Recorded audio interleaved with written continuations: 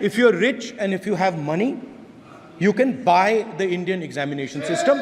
The Indian examination system is a fraud. क्या मजबूरी था? राहुल गांधी जी, आप प्रश्न पूछना चाहते हैं?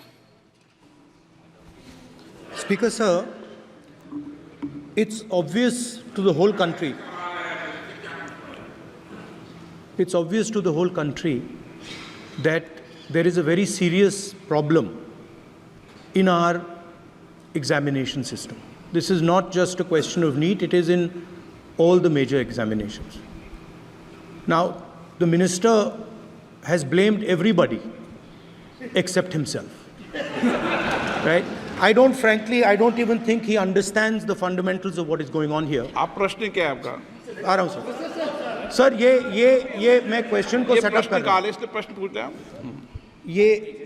The issue is that there are millions of students in this country who are extremely concerned at what is going on and who are convinced that the Indian examination system is a fraud. That is what is at stake here. Millions of people believe that if you are rich and if you have money, you can buy the Indian examination system. And by the way, and this is the same feeling that the people in the opposition have. And that is why we are asking some very simple questions to Honorable Minister. Number one, as this is a systemic issue, what exactly are you doing to fix this issue at a systemic level? Yes. That's the first question. Okay, question में चल रहा है अभी. Please. अब मैं मंत्री जी, मैं एक बार बोल दूं इस बात पे.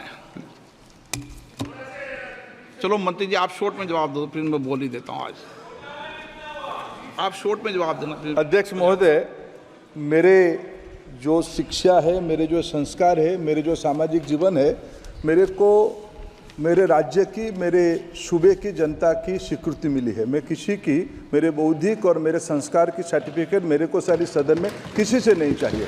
देश की प्रजातंत्र में चुन के मेरे नेता प्रधानमंत्री मोदी जी को प्रधानमंत्री की भूमिका दिया है. मैं उनकी निर्णय से यहाँ उत्तर दे रहा हूँ सदन को.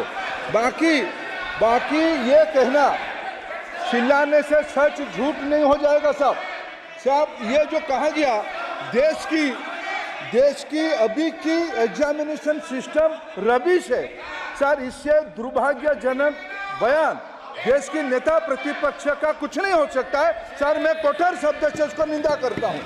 बाकी रहा, मैं सर आपके सामने, आपके माध्यम से देश के सामने सर एक तथ्य रखता हूं सर. जिन्होंने रिमोट से सरकारें चलाई है, 2010 में 3 बिल आया था सर शिक्षा सुधार के लिए. उन्हीं की पार्टी के नेता आदरणीय कपिल सिब्बल साहब 3 बिल लाए थे.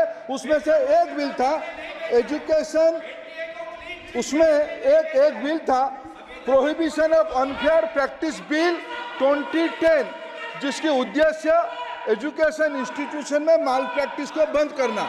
सर, मेरे सरकार की हिम्मत है, अभी हमने पब्लिक एग्जामिनेशन की रेगुलरिटीज में बिल लाए, कानून बनाए. क्या मजबूरी था कांग्रेस पार्टी की? क्या मजबूरी था नेता प्रतिपक्ष की? उन्होंने उस बिल को उल्टा किया. किसके दबाव में उल्टा किया? क्या निजी मेडिकल कॉलेज की दबाव में, उनकी घूसखोरी की दबाव में उन्होंने उस बिल को उल्टा किया था. सच सुनने की सामने है. ये मैं किसी की विद्वता में प्रश्न नहीं उठाता हूं, लेकिन सच 2010 में शिक्षा सुधार की बिल उन्हीं की सरकार ने लाया था. दबाव में उन्होंने उल्टा किया. ये हमको प्रश्न पूछते हैं. एक मिनट प्लीज. मैं सबको मौका दिया, सबको मौका दूंगा. एक मिनट माननीय सदस्य, प्लीज 1 मिनट बैठिए. प्लीज बैठिए. आप पहली बार. हाँ, 1 मिनट.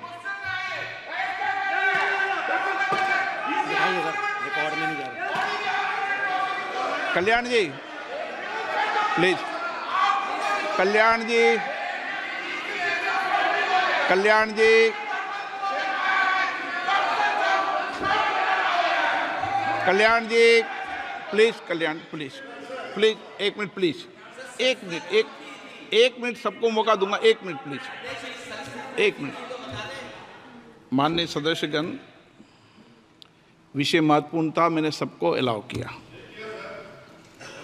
लेकिन एक बार इस सदन के अंदर ये सार्थक चर्चा होनी चाहिए, क्योंकि प्रश्न ये था कि परीक्षाओं के विषय के अंदर, और आप सबको पता है देश में अलग अलग राज्यों के अंदर भी अलग अलग दलों की सरकार रही, और उन अलग दलों की सरकार में आपकी भी सरकार रही, अन्य दलों की सरकार रही।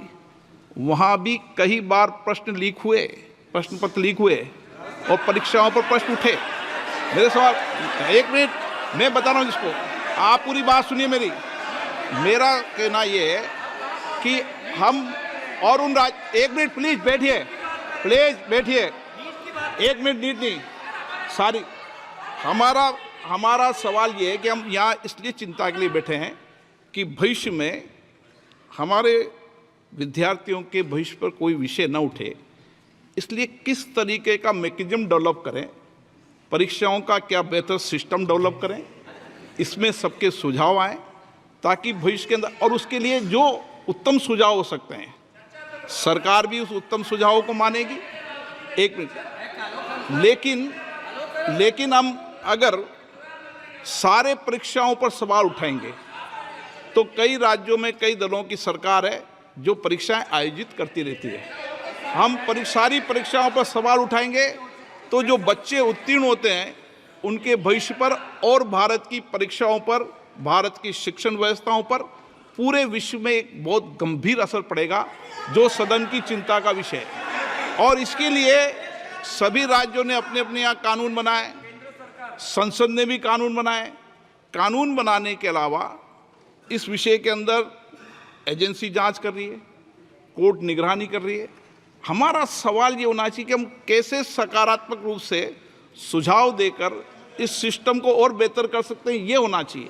आरोप प्रत्यारोप से सदन नहीं है, आप बेहतर सिस्टम डेवलप करो। और कभी भी सारे एग्जामिनरों पर सवाल उठाना सदन के लिए उचित नहीं है। ये सदन इसके लिए है भी नहीं platform. No question number 3, Shri D Prasad Rao. प्रश्नकाल में सबको सवाल उठाने दिया और एक बार सवाल उठाने के बाद दोबारा नहीं उठाने दिया जाता। संसद नियम प्रक्रियाओं से चलती है और नियम प्रक्रियाओं से मैंने चलाया। श्री डी प्रसाद राव, प्रश्न नंबर 3। 9 मैंने सदन की चिंता क्वेश्चन नंबर सरकार को बता दी है और आप सबको बता दी है।